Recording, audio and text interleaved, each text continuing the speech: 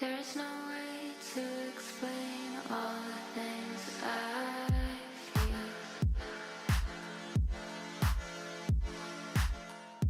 I feel weak, I feel weird, just like I'm not even real. A deep blue sky rains down on me.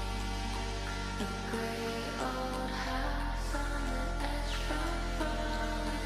Walk down the path, knock on the door to see. I'm stuck in a tree.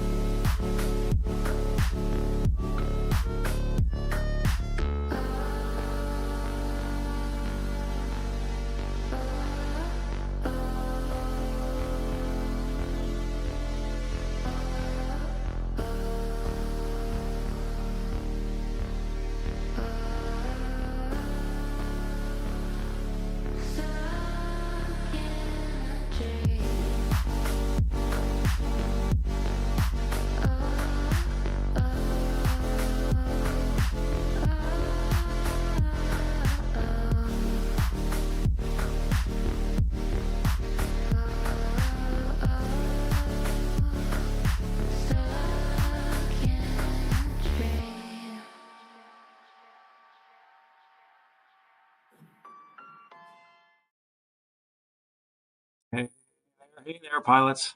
How you guys doing tonight? I'm going to do a little troubleshooting and address any questions you all might have on the chat. It's been a minute since we've done a live stream, so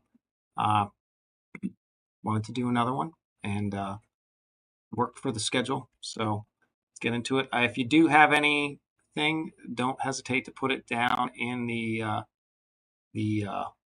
live chat there, or a link or whatever. If you have something that you posted somewhere else, or you want some general help or questions you have, don't hesitate to put it there.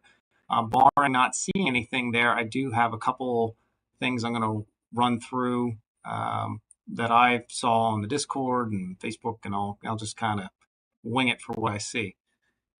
So let me get some stuff in order here, because I think my screen share here is a little goofy. Phase chat desktop. So I got to get this working here. Yeah, wing progress. I see that. So Betaflight making some wing progress, I hear. TPAs based on airspeed, which would be sweet. Yes. I was looking at that the other day, and Lamone Ivan is really doing some good work on that.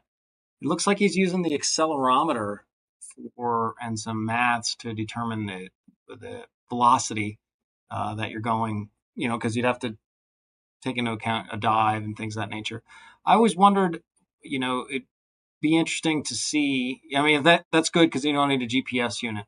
But I also thought that 3D speed would also be a really good way to complement that. So maybe that will be added in the future.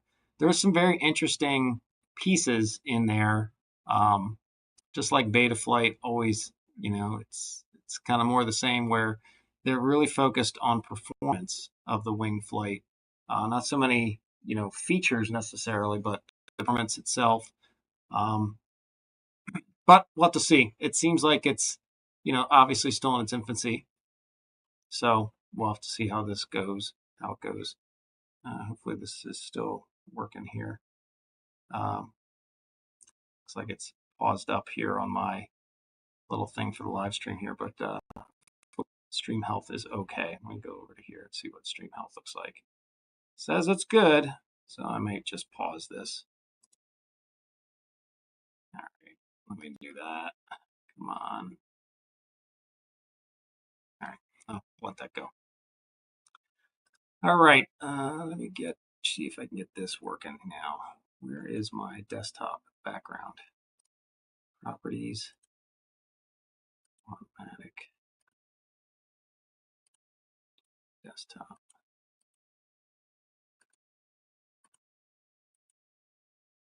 Capture method, automatic. Oh, there it goes. Okay, good. All right, so that's actually the correct screen. Good. All right, good.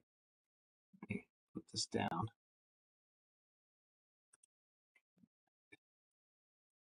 I don't think I need this. I just turn it off. I think I will. I think I may. Yeah, I may. All right.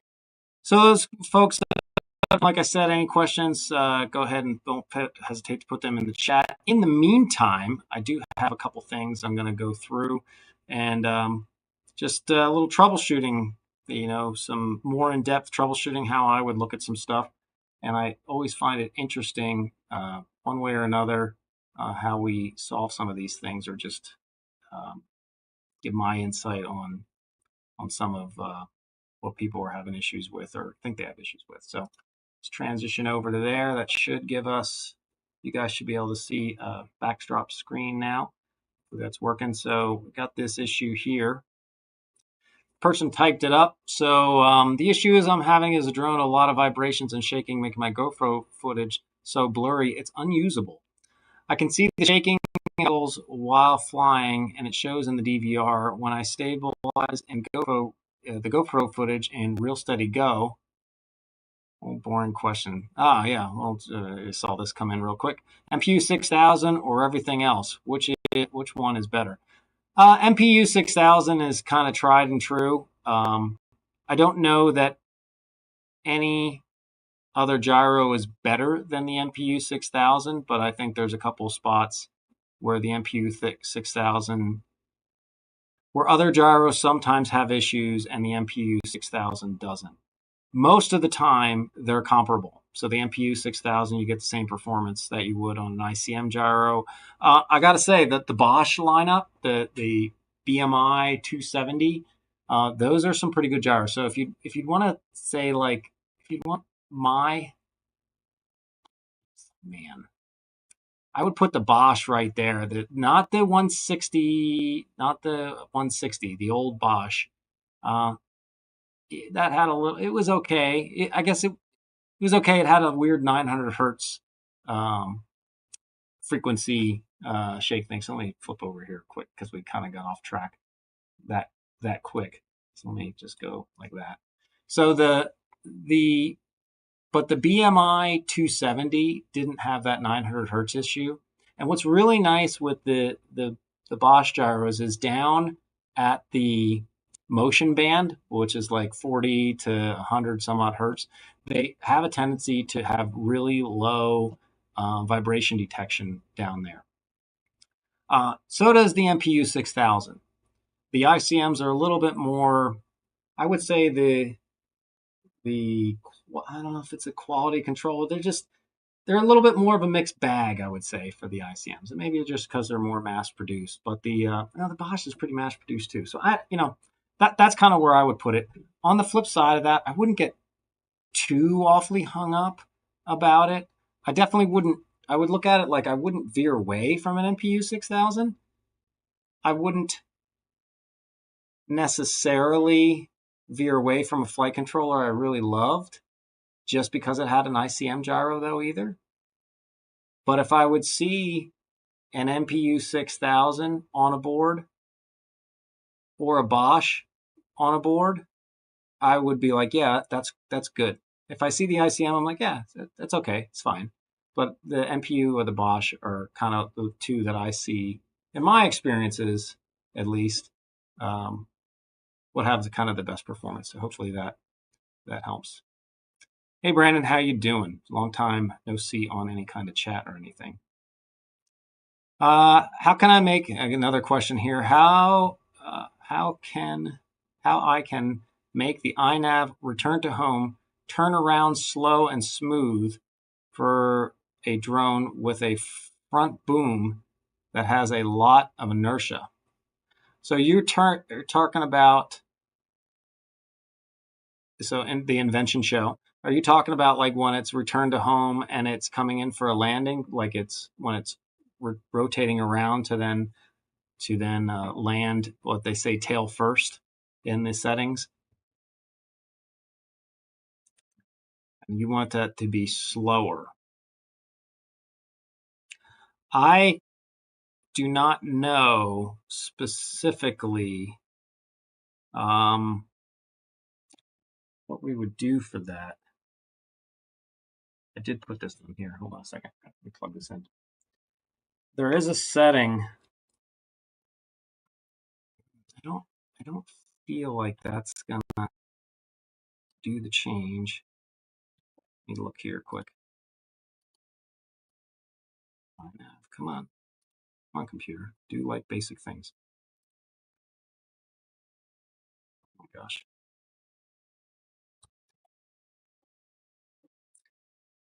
There it is. Bring this up. Switch to station chat. No, this one.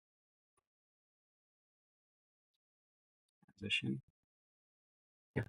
See if I can get that INAV configurator to come up. Looks like it's probably stressing my computer out here with stuff.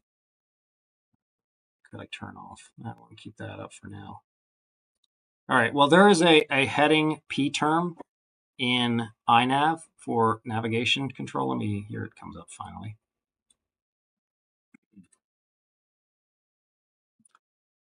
You can see what I'm dealing with here. Coming up slowly. Got to wait for it. But that heading P term, I think you could probably soften that. I don't know if it's tied to your yaw rates. You could try that as well, reducing your yaw rates, reducing your heading P gain, and see if that gets you anywhere on it with that boom. A boom on a quad is a tricky thing. But if you got it flying already and it's, coming home, then you should be in good shape. As this is coming up, let me look at another one here. Hold on. Now, this did finally show up. Let's go down to here. Yeah, see this heading hold? You could try reducing this. I don't think that's gonna be really what you want. I guess I would first try to look into reducing your yaw gains or your yaw rate here. And then I don't know if there's anything in advance that adjusts, your heading, your yaw input heading change in speed, rate of speed. That always takes a while to come up. So let me read the next one. I have a 3D quad I'm trying to tune, and I just can't get the prop wash out of it. I've tried all the suggestions on your videos, I think. Additionally, when I go inverted, it will kick when I reverse. Yeah.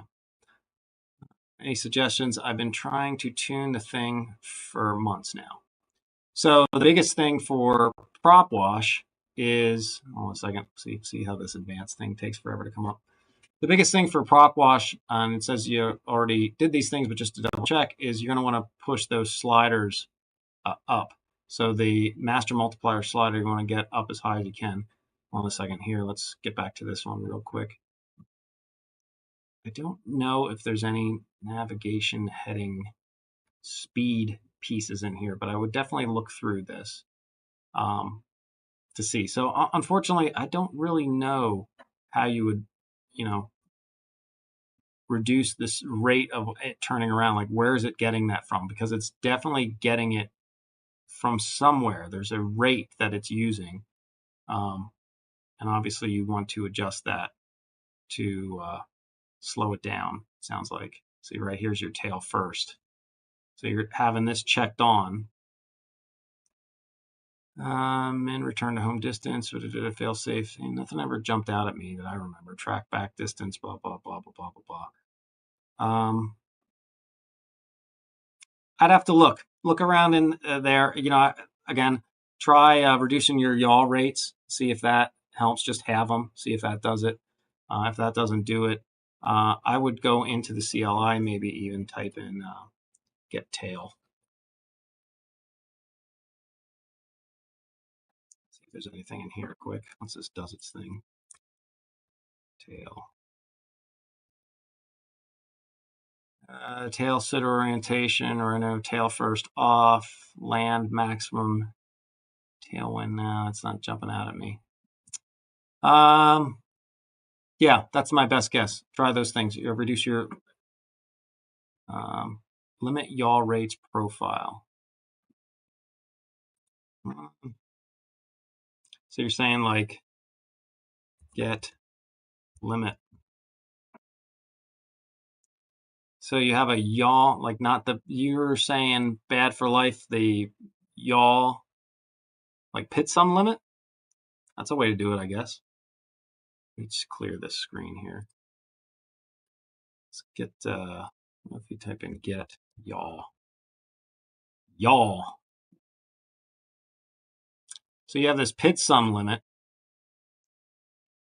You could drop that down, that will do it, but that's going to limit everything. You have this INAV course yaw rate. That might have an impact. That will probably have an impact in, or the cruise, cruise yaw rate. Check that out. That's in cruise mode. Maybe it links it to that. This is fixed wing, fixed wing. These are all fixed wing. So if you see a fixed wing up here, FW, that's fixed wing. So you're interested in multi-copter, or if it doesn't have it at all. Manual yaw rate. RC yaw expo. I guess that's kind of it. Yeah, that's my best guess. Check out a couple of those things and see if that helps. All right. Okay, back to the prop wash. So for prop wash, let me close this off. Let me go to here, do this, do this. You can go to apps. Just go right into Betaflight this way.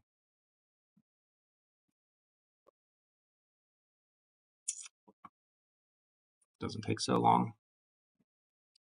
So for prop wash, you're going to want to obviously tune the quad. Prop wash is the hard thing to tune. There's no guarantee you're going to get it completely out. You can get it as basically as best you can. I think mechanically, the first thing I would look at is to make sure that your props for a 3D flyer are as light as they can be. I would think for a couple reasons. For the reversing and it kicking, that would be one of them. You want that moment of inertia on those props to be as light as they can. So I'm sure that's easier said than done, because there's not like a plethora of 3D props out there. But I would think about that, and keeping the props as light as possible, because they have to reverse and everything. That will help you with reversing kick, and it's going to also help you with prop wash, because it'll be able to spin up and down those props as quickly as possible. In here, do you have any idea of what is causing the kick? Yeah, the reversing of the motors. When you're going from, when you're going over that midpoint, it has to flip the, it's spinning the one motor one way, now it's spinning them all the other way. So it's all four motors. There's slight bits of control that is happening with the quad, and you're reversing all of that. So if there's a little bit of input that two sets of motors are spinning a little bit faster than the other two to keep the yaw orientation correct, now you're reversing all that. So it's going to take that split second for it to update. She uses square on and more tapered ones. I would go with the more tapered ones. So he says, yeah, but how do I minimize it somehow? Is there like a limit or something I could put on it? Like how fast does it implement the reversing? I don't know that. I don't know that. I don't know. Is my yeah? Is there like a reversing limit threshold where you could say, hey, ease the props down and ease them back up, so it's not abruptly jerking it so fast? I don't know if there's something in Betaflight. So let's just take it from the top here real quick. So for prop wash, and it sounds like you're already on this, but you're going to want to try to move this master slider up as much as possible to get the highest amount of D gains. You're going to want to not have this dynamic damping on at all, so that your tune in general has the highest D gains it can, and you don't have these artificially low D gains that are ramping up. So once you have that for the best you can be for prop wash, then you're talking about the reversing issue as your primary problem. Let's just go into here and type in get 3D.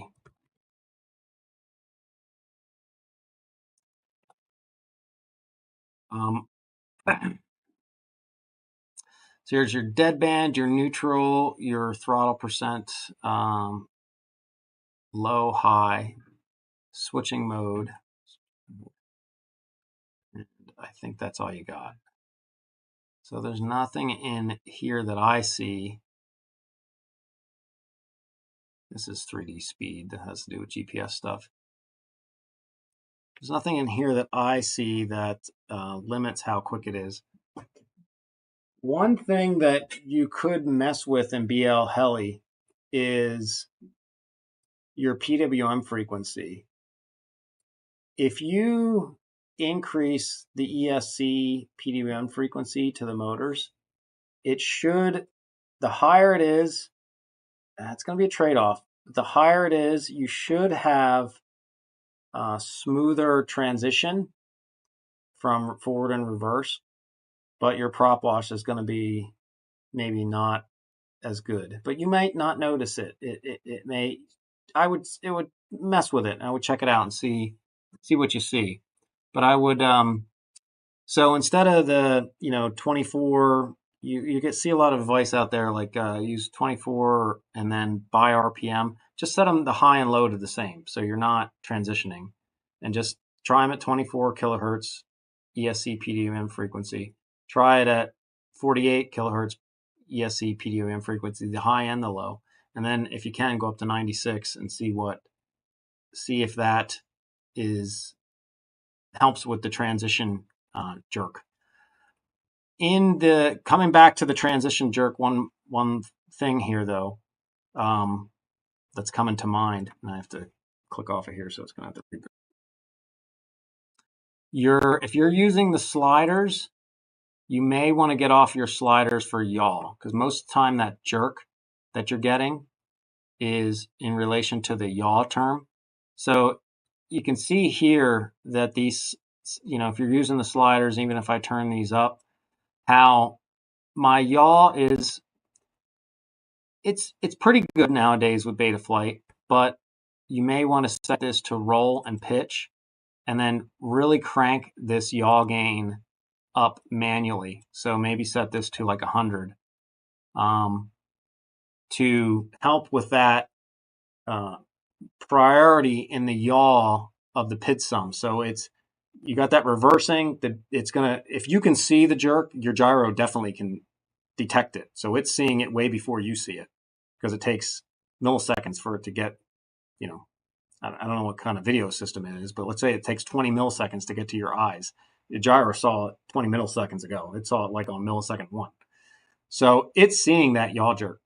The P term on the on yaw is going to be normally the fastest term to react to that.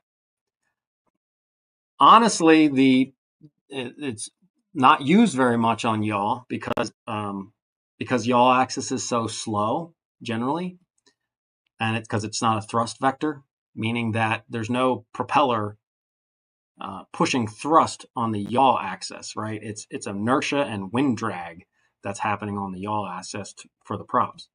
Specifically, when I'm specifically talking just yaw, because right, there's no thrust to make it turn this way. It's just how much these props are dragging in the wind. So another thing you could do is start to implement some D-gain on your yaw axis. Now, if you have vibration on your yaw axis, this D-gain is going to amplify it.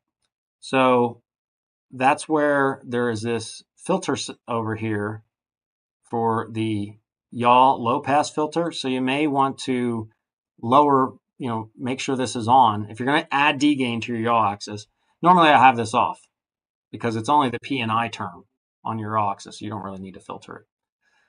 But if you're going to implement some D-gain, you might want to take this, and you may want to take this down to like 50 because your yaw axis is still pretty slow. And then that will enable you to use that D-gain pretty heavily. So 50, and you could go 80 or somewhere in that range, 80 to 50. I wouldn't worry about getting really low on this filter. And then over here, you could start to implement some D-gain there.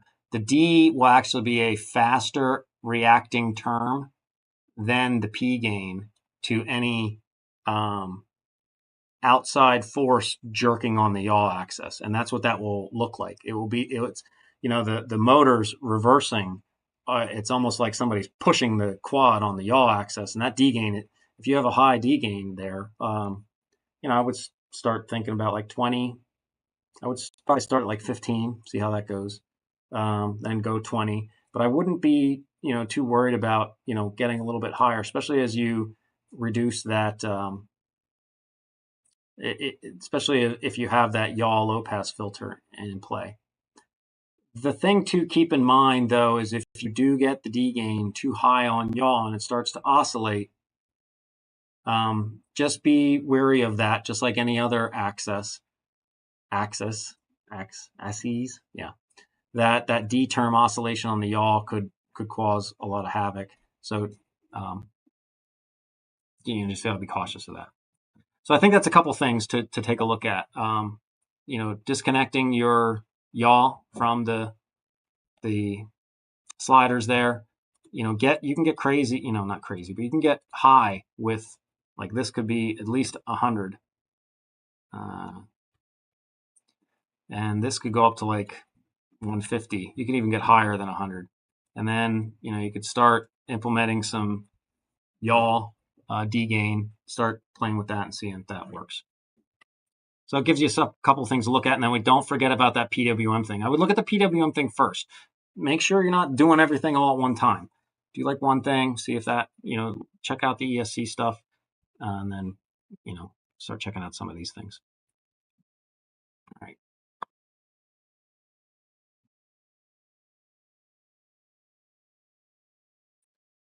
Is it a BMI gyro Mad Hatter? I guess maybe. Band of Beans. My ultralight 5 inches uses a 64 hertz low and a 128 hertz high. It's crazy smooth. Hardly any prop wash either during normal flights with it. It cruises and yeah, wow. So that's your PWM low and high for your ESC. That's what Brandon's saying on his chat here, it looks like to me. Interesting. Yeah, it's definitely going to make them super smooth. Your braking torque is reduced a little bit with a higher PWM, but depending on the motor weight, the motor and the weight of the prop, it might not be that important, but it's definitely going to be smoother than the lower PWM frequencies. So, okay.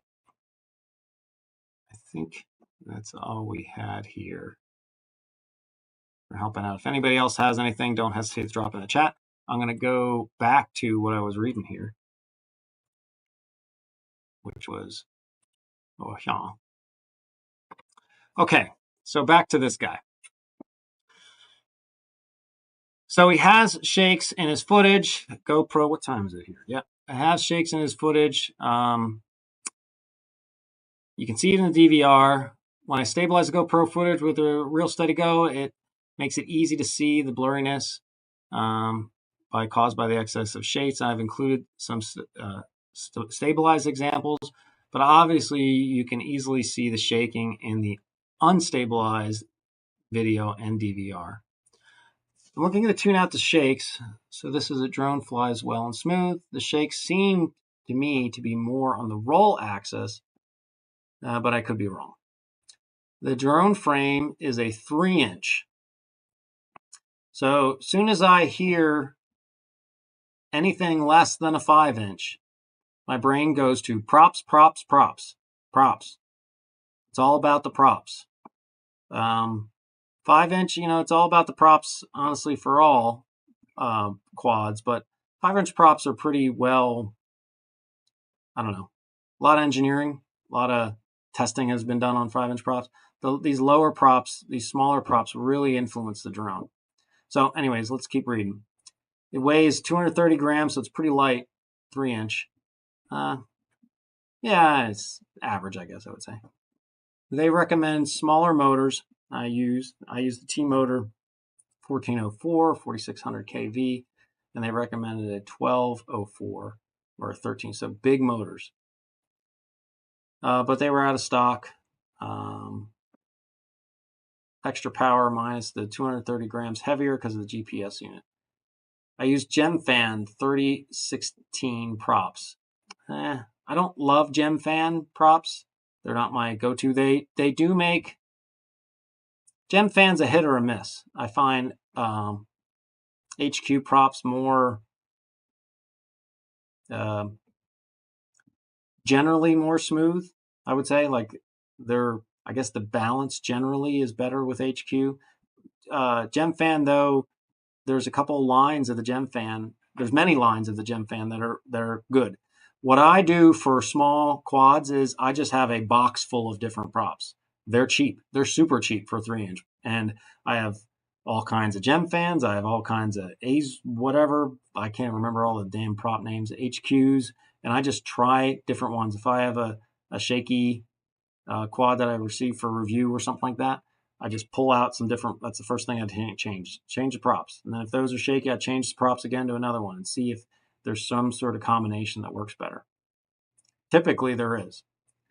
So that's the first thing I would do is get different props, try 3 or 4 or 5 different brands, different, not so much the pitch is not a big, just pick whatever you'd like. Low pitch, I would generally lean towards, for smoother kind of flying in general and better prop wash performance, which is also smoother flying things. But it's a new build. All parts are new and never crashed. The flight log on Blackbox log made uploaded. It was basically saying it was windy on most of them, except for the golf course. It wasn't windy that day. So the issue is still vibration. It's not the wind. Got a GoPro. I got a link here, which you guys can see. All right, we'll get into that here soon. Gotta let it honestly, been cramming all your old pit tuning videos recently. I'm glad to catch you live for once. Yes, nice. Welcome. Prop Junkie, there you go. Prop Junkie will tell you. Props, props, props. Try different types of props. Hi, how are you with Mob 7? It is very difficult for me to handle it. It's very snappy. I haven't done anything to it. I'd like to know how I can do to make it more manageable. So H2O, what the first thing you want to do is, it's snappy, is lower your rates. I think that's your issue. Let me pull something up here. So back into the beta flights. So go to apps.betaflight.com, and anybody can use this. This is live. this Betaflight web app. It is it's the new configurator. This is how it's going to be going forward, and you'll be able to download it or install it as a web app here. You can see once you pull it up in Chrome, you can hit this little button, installs it. But the first thing you want to do on that MOB 7 is come into here, go into the PID tuning tab. So plug in your MOB 7, get the Betaflight Explorer. You don't need to download it. You can just go to, you have to use apps.betaflight.com on Chrome or Microsoft Edge, or there's another browser that will work with this. I can't remember. And then you can just plug it in. Even your current, I know you're probably not on Betaflight 4.6 with that thing. It's fine. This will work. Just easy access, so you don't have to even worry about downloading if you haven't downloaded it yet. Then in here, go to your rate settings, and then you're going to want to reduce these numbers here. What you're looking for here is there's different rate types. So you might be, maybe the stock is Betaflight rates. What you want to do is you want to keep reducing these numbers until this max degrees per second here is reduced. And if it's too snappy, I would get down to like 200 degrees per second. That will make it way less snappy. Just play with it. But ultimately, you're looking at this number. I like, if you are open to a little change, is just set this to actual rates. And then you just type in your rate right here. So you can just type in 200. And then you can adjust this center stick sensitivity. If you take this down to like a really low number, that will make it nice and squishy here at center stick. So it will be very smooth at center stick. And then you won't get to a max rate there. The other thing you want to do is take a look at throttle limit. So you can change so that at 100% throttle on your stick, that the quad's not actually going to 100% throttle. You can do that scaled or just clipped. So scaled means that if I change this to 50% throttle, that means when I halved my throttle resolution, I halved my throttle resolution. So when I take the throttle stick all the way up to 100, all the way up to the top, I'm only going to get 50% throttle. So it's going to be scaled kind of linearly from 0 to 100. It's going to just bring that all down. If you clip, that means if I change this to 50%, I'm still going to have the same throttle feel from 0 to 50%, but when I go above 50%, it's not going to do anything. It will stop. It just clips me right there. So that's not going to change your touchiness so much for your throttle input. So I would check out scale, and that will kind of give you a damper on the throttle. The other thing you can do in here is you can set throttle expo. So figure out what your hover throttle's at. So say, just hover it and say, my finger's about a third of the way. So that would be 0.3 right here. And then you can say, and you can go into here and type in 2 or whatever you want to input. And this, or it only goes up to 1, I'm sorry. And this will put like a flat curve right where your hover point is. So if you're kind of new to it. Now, a lot of people will say, hey, don't use this. You want to, really be practicing with linear throttle, but if it helps you, just know that it's there. And I kind of go with, unless you're like looking to race in champs this year, if you're looking to do that, then probably don't do this. But if you're just looking to go have some fun, and it's more enjoyable to get out there, and it makes it a little easier to hover and learn to all kind of good stuff, go for it. Don't worry about all that. Don't worry about all that. So this is another way. And what it does is, this is like 0% throttle. This is 100% throttle. It will put like a squishy spot right where your hover point is. It'll give you a little bit more resolution in there. So that's a bunch of ways to reduce the snap on going forwards, any control inputs, and then also on the throttle scale. So, okay, back to this one. So coming into there, problem H2O, yep, hope that helped. Coming into this, let's see some of the footage he has here. So we're going to look at the DVR. Let's look at that first. And I did take a peek at this, and hopefully this works okay. I was not seeing, so let's see what you guys think. Hopefully the play in this hopefully comes across to you guys nice and smooth. There's no audio.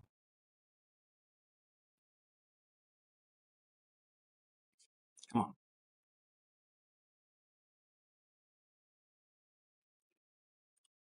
Play.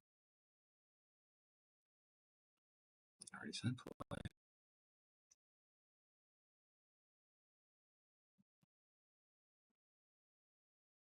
Yeah, it's choppy.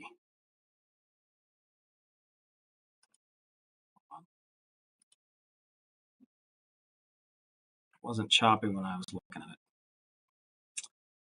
Oh, it's not so helpful for you guys to see it when it's playing on the playbacks all choppy like this.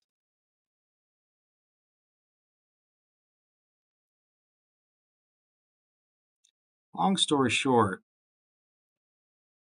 I see a little bit of shake, but it's not a lot.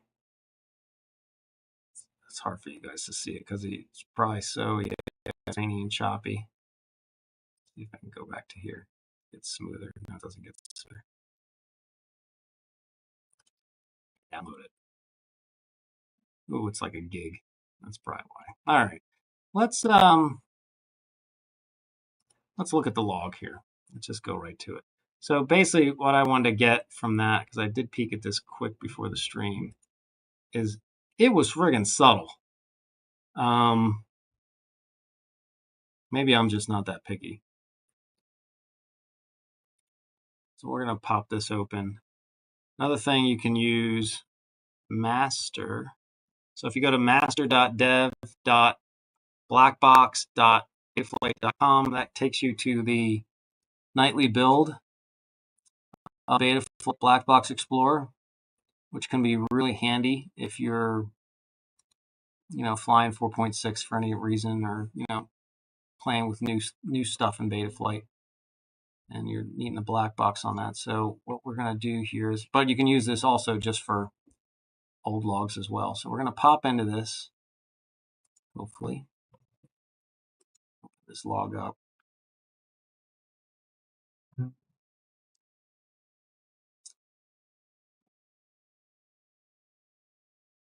It's also increased prop wash, right?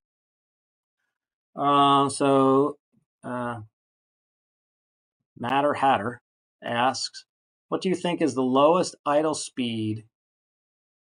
I was wondering. For hang time, it would be help my 3D problem too, right? But it can cause desyncs if I go too low. Correct. So if the lower the idle speed you use,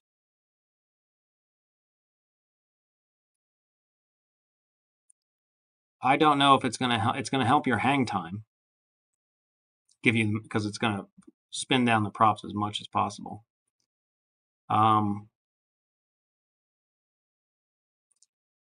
But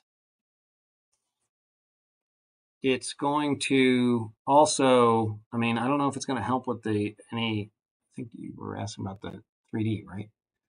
Am I mistaken here? It's also going to help. I don't know if it's going to help with the transition or not, because it's not, I guess, right at center stick, you're going to idle. So that theoretically will help, because it'll be down at idle speed. It's going to make your prop wash worse, though. The lower your idle speed, the worse your prop wash is going to get. So keep that in mind. So it's some trade-offs. Prop wash, the lower your idle speed, the worse prop wash will be. It should make your transition smoother, and it should make your hang time more. So you got some options there. All right, back to this here. And yes, you have to watch if your idle speed is too low, you can get a desync and fall out of sky.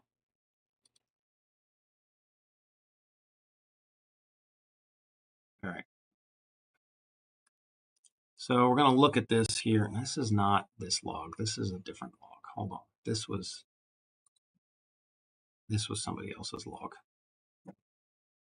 Oops.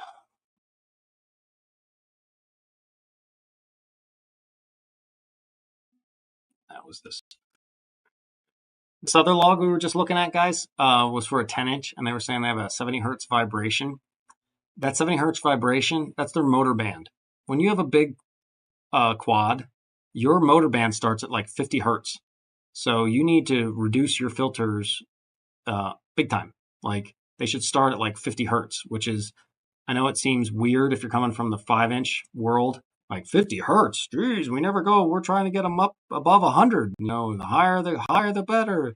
It's like, yeah, but not on a big quad. Big quad, you got to take them way down. So usually beta flight on a big quad on a 10-inch, I'm usually setting let me turn some of this stuff off here. I'm usually setting the RPM filter min and the dynamic notch min to like 50 or 60 hertz. I think they stop. I don't think it lets you go below that. So keep that in mind. All right. And that's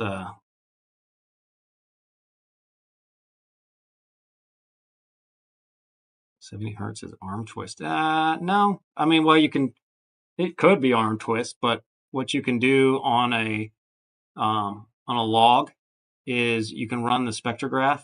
So we can do, I'll just show it here. So whatever quad you have, to understand what's what, just run your, go to trace template 0 in my trace templates, which you can download from the uavtech.com. And then when you go into here and you want to set this to frequency versus throttle, or you can set it to frequency versus RPM now with Betaflight 4.6, at least if you're on Betaflight 4.6. And if you see these motor bands, see these bands where it gets, the higher the RPM or the higher the throttle, the higher the frequency, that's what tells you it's a motor band. If it's arm twist, it's going to look more like a resonance spike that happens at a certain spot, but it's not going to, that arm twist it's not going to look like this clearly defined. It could have some weird shape, but it's not going to be this clearly defined motor band. So that's how you know. So yeah. Okay, so this is his 3-inch. And we're looking at the noise level on this. And let's just go to frequency here. And what do we got? It's 16. So looking at this here, should I just kind of browse around a little bit on it? You can see the down here, the motor output is nice and smooth. So it's, ooh, that's the problem. That's his problem. Right here. So it's not settings, it's not props, it's not everything. This is where like logging is so, it's just so fucking awesome. I just can't underemphasize how, like, it's like hooking your car up to a diagnostic machine. You can guess forever, or you can hook your car up to a diagnostic machine and see it just like that. Boom. So this guy's been struggling this for months, and here he has an electrical noise issue on his yaw axis. That's what the problem is, right here. How do I know it's electrical noise issues? Because you see these abrupt spikes out of nowhere. And I don't know. I've been looking at these things for so many. If you see this, now you know it's electrical spike as well. And that is probably what he's seeing, that twitching that he's talking about, because it would get a little like, yeah, right there. And maybe I'm not subtly seeing that like he is on his footage. But that is there. Let me see if I got some more spots here. It was just in here. It's right here. It's acting up a little bit. There's a little jerk right there. Little bitty one. But I would say he definitely amped some more here. So it like comes up. It's okay. And then all of a sudden right there. So no, some more little shakes and jerks there. And this electrical noise is somewhat subtle, but how can I communicate this? The yaw axis, again, does not have a thrust vector. So it's not, there's no thrust going in the yaw axis. So move over just a little bit. Ah, that's not what I wanted to do. Back up. I'll be right at this spot of that. So what's another thing that you can ascertain by like electrical noise? Is like, well, how do you know? How do you know it's electrical noise? Because there's no way the yaw axis is going to change from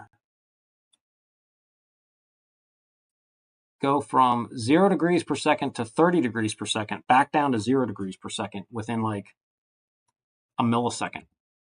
So that's 0 milliseconds. This is 2 milliseconds, and then back down to 0 or 3 in about 3 to 4 milliseconds. It can't do that. That's impossible. And that's how you know it's electrical noise. So if you're looking at the that quad, I don't know. I guess maybe somebody's looking at that. Josh Hardy. If you're looking at that, what that was, I don't know what that quad's.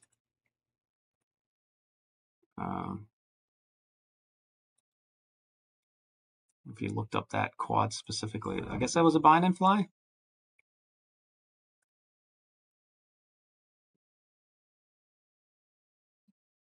Hey, it's going down, Kevin. I guess this was a buy and fly. Let's look at this. On drones, blah, blah, blah, blah, blah.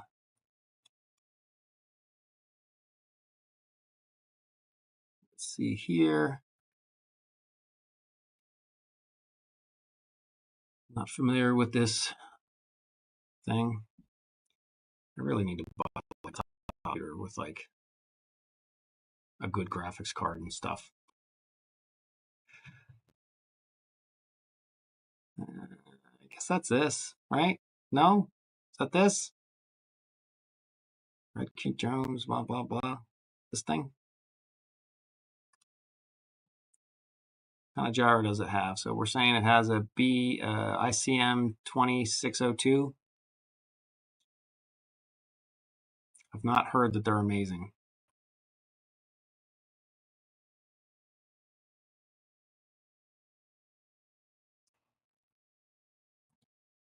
And that's nice. Is it going to list it?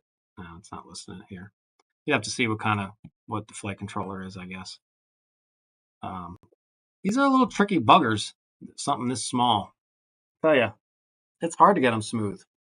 And that yaw axis electrical noise ain't helping.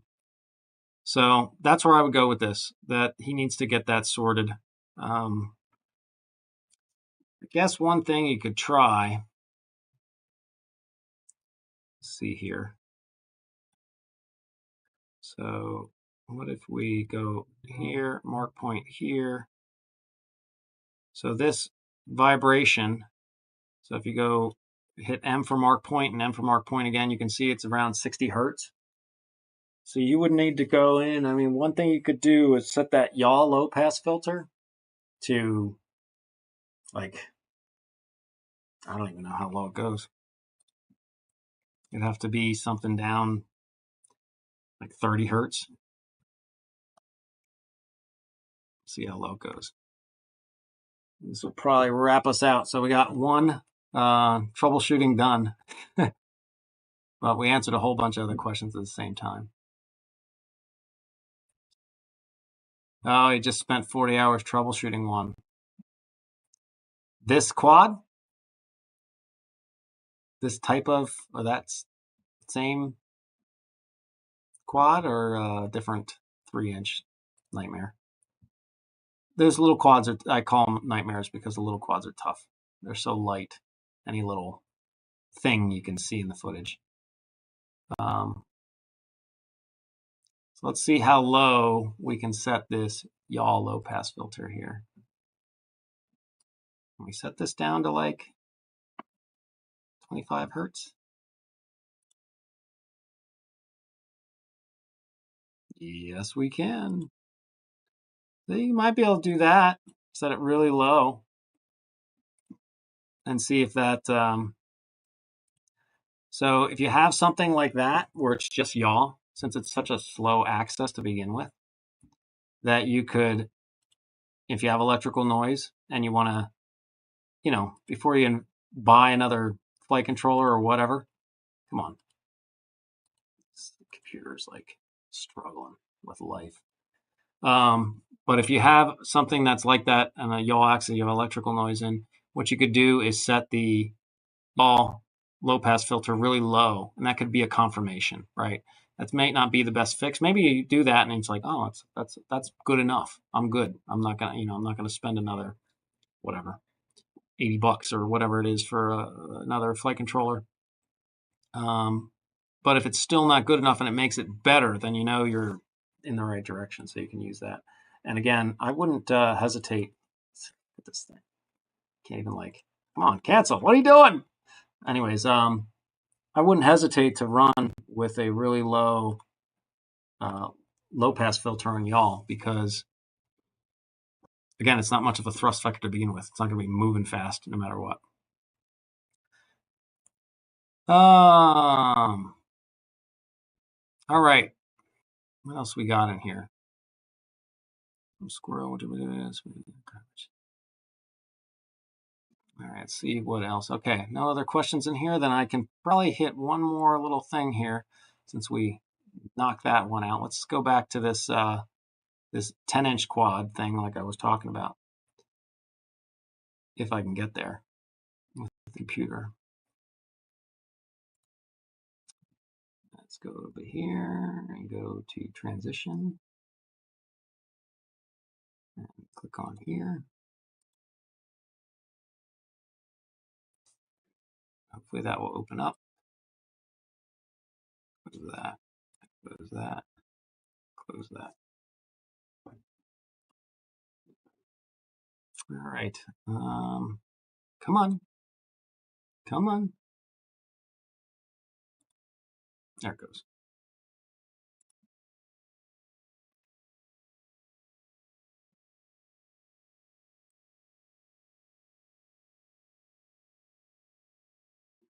Nope, nope, nope, nope, nope, nope. Come, pick the second one. You can do it.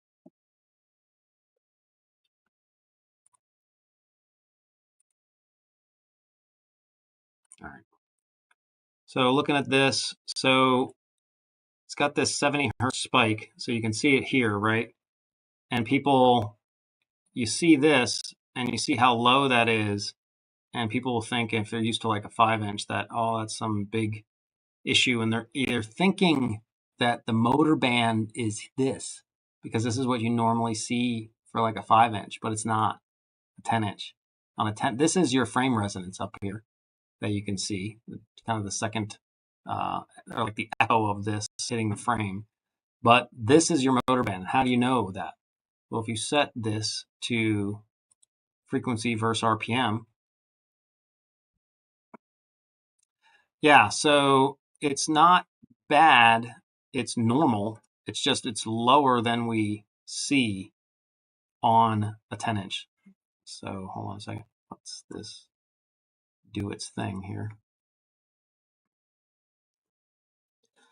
So big quads and versus RPM. You can see it here a little bit better with throttle. You see how we see that band now? You see that motor band where it's increasing with throttle? This is his motor. This is the vibrations from the motors and the props right here. Not this. This is either the, it's not really, because this is at 90 hertz, so that's not really, 180 would be the second octave of that. So it's not really the second; it's just their frame stuff. This honestly, it is. This is the your second resonance of this, or the echo of this noise on in the frame. You can see it up here at this higher band, at this higher mode, as they say. But this is your motor noise. So you have to filter way down here, like filtering would start down here at like 40, 50 hertz. So just keep that in mind. Big quads, you got to take those preconceptions of what's good and bad and just kind of shift it down by, by like half. So if it's a 5-inch quad and you're like, oh, I start to see motor vibrations at like 100 to 200 hertz. Well, at a 10-inch quad, you're going to start seeing those from 50 to 100. It's going to be just that much lower. So don't freak out. Just make sure you're paying attention to that kind of stuff. So, right. All right. Well, that's about an hour, and I'm gonna have to go. I have other stuff here I got to get to, unfortunately. One last thing. A newly bought ICM 2602 had so much noise on the pitch and yaw that it could not be tuned past 0.8 on the slider. Swapped 3-year-old MPU 6000 for comparison, and the noise was gone. We were talking about that at the beginning of the stream. See that? It's that. That's the difference between the ICMs and the. I've never. It's never. I'm an engineer. We don't usually use words like never and always. Never. It's never an accurate word. Yeah, I think never is an accurate word. So I've been doing this since 2015. It's almost a decade. Damn. I never have heard of, hey, I had an MPU 6000 gyro. It was garbage, and I put an ICM, and it was better. Never heard. Pretty sure never. Yeah. I can't remember one. So I'm going to go with never as far as I can remember. I've heard anything like that. I've heard it plenty the other direction. But I've flown ICM gyros on lots and lots and lots of my quads, and everybody else does too, and they're fine. But every now and then, it can get you. So that's the difference between gyros. And then, as we talked about earlier in the stream, the Bosch is also a good option. Do you have a 10-inch tuning guide? It's the same thing as tuning anything else. It's the same as the 5-inch. So yes, same as a 5-inch quad. It's just lower frequency. So your filters are going to be lower and your PIDs are going to be higher. So get out of your head about think about you're starting your filtering at like 50 hertz for all your mins and your low passes and stuff. But then think like, oh, what will my PID gains be? They'll be at least, like, I usually weight this on like my D gains. Like your D gains will be like 50 plus, like 50, 60, 70. Probably not higher than that. But your D gains are going to be much higher. Now, to get D gains that high, you can't have a mess of vibrations all over the place. Hence, back to the filters being where they need to be, nice and low. The other big thing that happens with a 10-inch, sometimes you have a 10-inch that's huge props, huge frame, but super lightweight because it just doesn't have a lot of mass to it. But then other 10 inches are super heavy. So there's a lot of variation in that, and it really has to do with moment of inertia more than just the all-up weight. So anyways, like I said, I got a skedaddle. Appreciate everybody coming out for this kind of ad hoc live stream. Hopefully you found some helpful information. I do have some videos coming out. Did some testing today on Betaflight altitude hold. Looks pretty good. And I like what I see for how it was implemented. It's much less confusing than INAV's altitude hold and how it was implemented with the PID gains. But to see what I mean about that, you will have to watch that video, which will be released this week. Thanks, guys. Have a great evening or day if you're out on the West Coast yet, or evening. Yeah, I guess still evening, but more of an evening than I got here. And I'll see you soon.